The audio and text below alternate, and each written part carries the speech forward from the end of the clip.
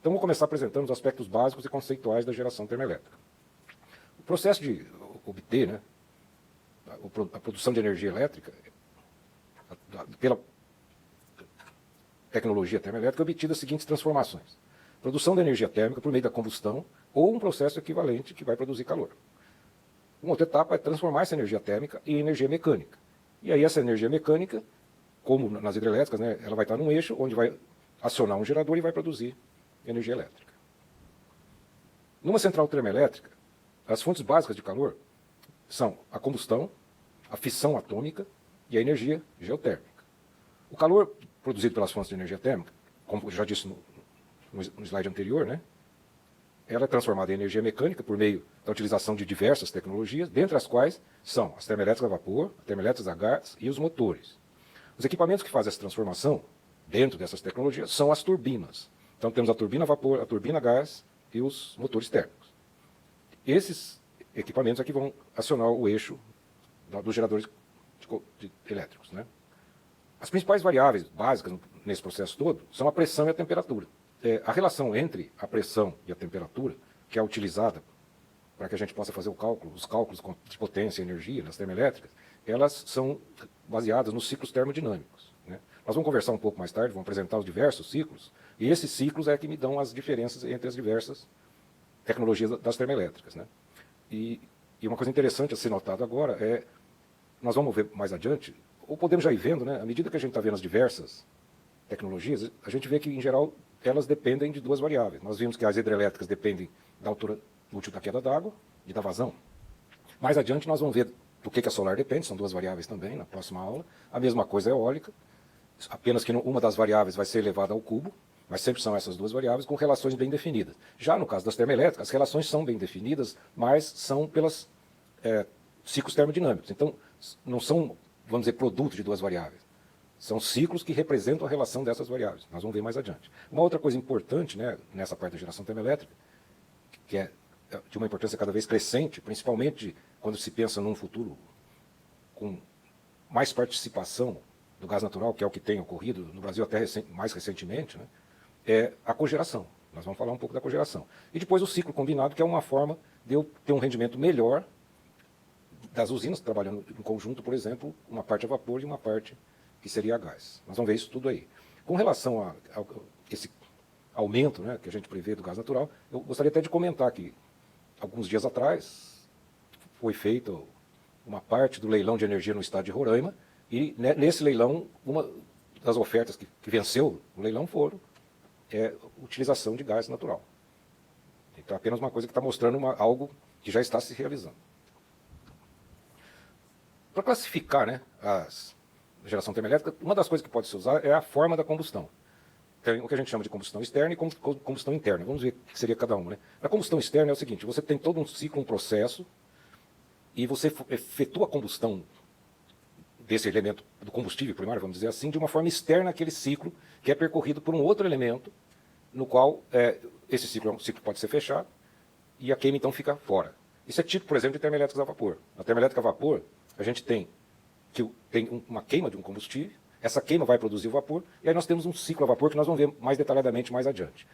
E uma coisa importante, já vou lembrar aqui, que muita gente às vezes não tem informação, é sobre as termoelétricas nucleares.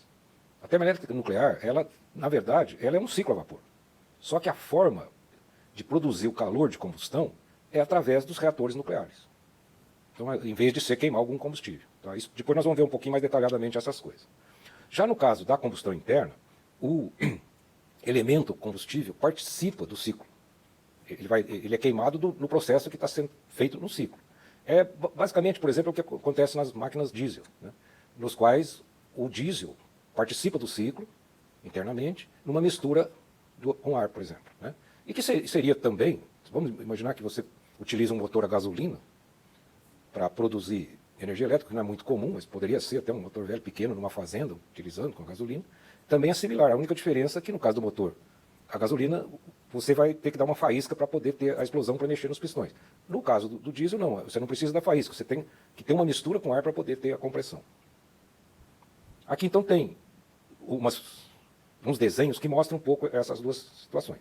No caso da combustão externa, olhando do lado esquerdo, eu tenho um ciclo a vapor, no qual se apresenta bem no alto ali o que seria a combustão, que vai passar por uma caldeira, vai passar pela turbina, aí da turbina sai o vapor com pressão mais baixa, passa pelo processo de condensação, é bombeado de volta e repete o ciclo. E, então verifica o seguinte, eu tenho um ciclo, mas a combustão é feita externamente. Do lado direito eu tenho uma nuclear, é o esquema de uma usina nuclear.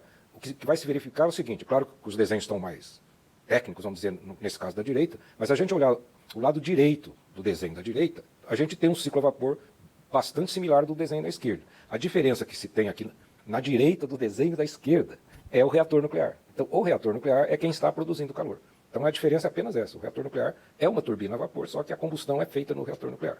Obviamente, vai ter muito mais potência, né? Porque por unidade, os combustíveis nucleares te dão muito mais energia. Então, nós vamos ver adiante que os problemas das usinas nucleares não são de gerar energia, nem problema atmosférico, são outros. Embaixo, eu tenho um exemplo que é da combustão interna. Não é nem o motor de gasolina comum, nem o diesel, que eu falei, é um outro exemplo que é a turbina a gás. Nesse desenho aqui, nessa figura, nós temos do lado direito, né? Do lado esquerdo eu tenho os reguladores, o gerador, mas eu tenho os componentes principais de uma turbina a gás. Eu tenho o compressor, que está aqui com o número 1, eu tenho a turbina, que está aqui com o número 3, e com o número 2 é onde eu tenho, onde se dá a combustão. Então, basicamente, o elemento combustível, o ar passa por compressão, entra na câmara de combustão, que é o 2 aqui. Nessa câmara de combustão há a mistura do combustível, que vai acionar, então, a turbina, que é o 3. Então, o que dá para verificar aqui, principalmente na câmara de combustão, que o elemento combustível faz parte do processo. Então, é uma combustão interna. Com relação à importância dos combustíveis, é preciso olhar o seguinte. Os combustíveis, né, na medida em que são queimados, eles têm diferentes produtos. E esses diferentes produtos têm um impacto diferente, não só ambientais, como alguns outros tipos de impacto. Então é importante dar uma olhada em cada uma delas, para a gente ver, de uma forma geral, os efeitos principais da combustão, né? Então vamos olhar os principais combustíveis que a gente comentou que tem. Na verdade, nós temos os não renováveis, né, como é conhecido muito, esses combustíveis termoelétricos, a turma fala os combustíveis fósseis, né? Mas também temos os renováveis. Como não renováveis, nós temos o petróleo e seus derivados, o carvão mineral, o gás natural e os combustíveis nucleares. Como renováveis, a biomassa e a energia geotérmica. Os não renováveis, os fósseis, vamos olhar um pouquinho cada um deles, resumidamente, quais são suas principais características. A grande maioria dos combustíveis utilizados para produzir energia no mundo, atualmente, é de origem fóssil. Predomina o petróleo, que está em primeiro lugar. Depois o carvão mineral, em segundo lugar. E o gás natural, que está em terceiro lugar, numa faixa... Essas três, basicamente, têm 80% da energia primária ofertada no mundo. Isso varia ao longo do tempo, mas não tem tido grandes mudanças recentemente. Mas isso eu estou olhando do ponto de vista de energia como um todo. Quando a gente olha só a energia elétrica, o mais utilizado atualmente é o carvão mineral. Então mostra que do ponto de vista de energia, a energia elétrica, a matriz de energia elétrica, tem problemas maiores, não vou dizer, estou comparando ruim com péssimo, né? Problemas maiores do que a energia como um todo, que depende mais do petróleo. Na verdade são dois fósseis, né? Mas nas elétricas a gente tem essa predominância do carvão mineral, principalmente por causa da China, Índia e alguns outros países desse tipo. As reservas mundiais de gás natural e carvão mineral indicam que poderia terminar a importância dessas fontes fósseis num dado tempo. Mas isso aí é uma coisa muito difícil de se concluir, porque na medida em que há necessidade, eles desenvolvem tecnologias, né? Há necessidade, mas também retorno econômico, eles desenvolvem novas tecnologias, como foi, por exemplo, o caso do pré-sal. Algumas décadas atrás nem se falava em retirar o petróleo, por exemplo, e o gás natural, eventualmente, do pré-sal, que é a grandes profundidades, né, do mar. Mas à medida que o valor do petróleo foi viabilizando esse tipo de tecnologia, as tecnologias foram avançando, começou a tornar viável isso. Então eu acho que é muito difícil dizer, como muitas vezes fala assim, em 40 anos vai terminar o petróleo. É preciso ver até que ponto isso vai ser possível, porque na verdade tem toda uma movimentação para um futuro mais sustentável, mas a gente vê que está devagar demais, né? O protocolo de Kyoto já faz um bom tempo e até agora não houve grandes modificações, houve até umas certas piores. Então, a gente poderia imaginar, não, antigamente se falava que em 2020 já ia ser renovável. Não, mas não é 2020 não dava tudo renovável. Então, talvez seja interessante utilizar o gás natural como a ponte para um futuro renovável. Porque o gás natural dos combustíveis fósseis é aquele que é menos maldoso, vamos dizer assim, né? Aí e aí o que acontece? Fala assim, não, tá bom. Mas se a gente olhar, naquela época se falava em 2020, depois se falava em 2030. Só que tudo piorou do ponto de vista ambiental e do avanço das renováveis. Então hoje eu imagino que é difícil dizer quando isso ocorreria, né? Assim, pensando um pouco, eu não sei quem está fazendo o curso, mas a minha geração tem certeza que não vai ver esse futuro só de renovável. Com uma boa participação do gás natural, talvez a gente consiga olhar isso aí, né? Espero que as que vêm consigam levar isso mais à frente com mais velocidade. Tá? Mas, de qualquer forma, essa questão do gás natural ser a ponte para energia predominantemente renovável é algo que tem que ser mantido por um bom tempo e vai sendo mantido. Aqui é um comentário específico de cada um deles, né? O petróleo e seus derivados, comenta um pouco sobre ele, os problemas que o petróleo tem, como é que ele é achado na natureza. Muitas vezes ele é obtido conjuntamente até com gás natural. Outras vezes o gás natural predomina sobre o petróleo, então tem essas formas de obter o petróleo.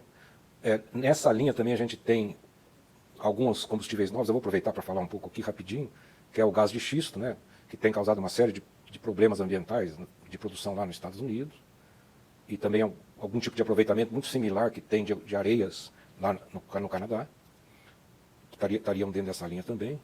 O carvão mineral tem uma série de características até piores, né, do que o petróleo do ponto de vista de impactos atmosféricos, até porque há uma dificuldade quando a gente tem, porque o petróleo você ainda pode transportar para utilização em algum lugar.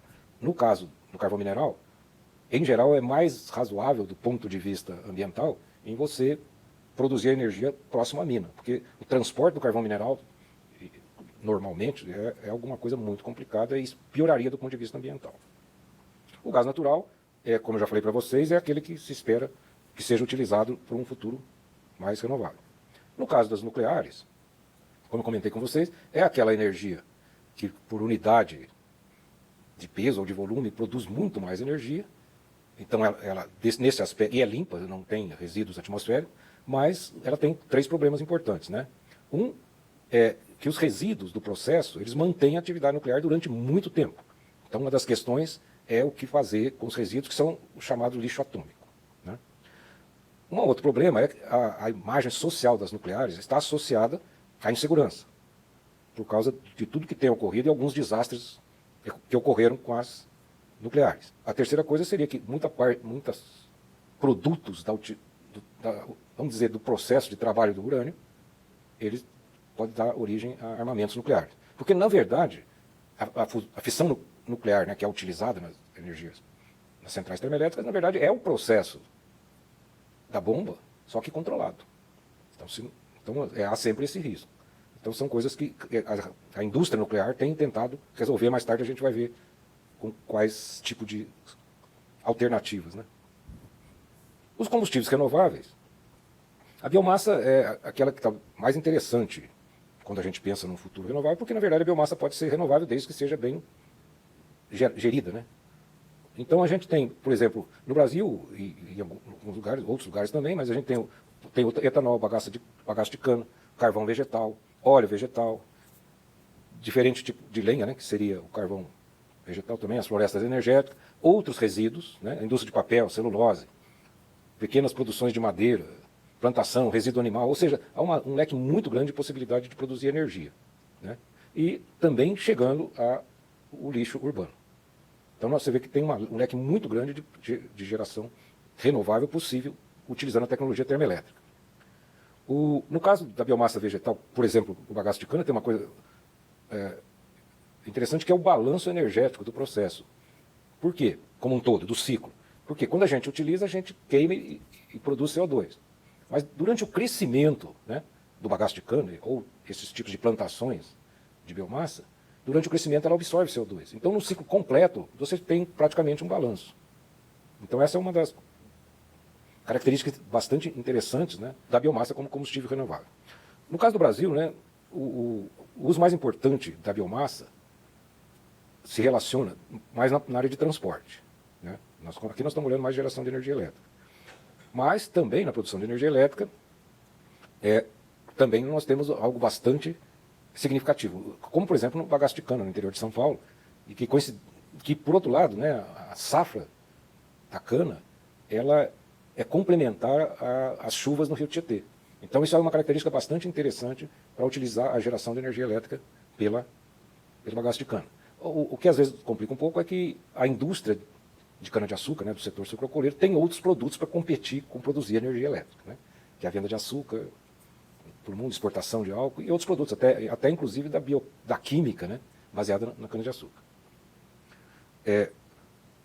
Uma coisa também da biomassa, né, que a gente é comum, inclusive já existe bastante no Brasil, são os projetos de cogeração. A gente vai olhar um pouco mais adiante. A energia geotérmica, eu vou deixar para vocês lerem a história da energia geotérmica, é uma coisa bastante antiga. E tem vários lugares do mundo que tem usinas com bastante potência, e principalmente na região onde a gente tem geysers, né?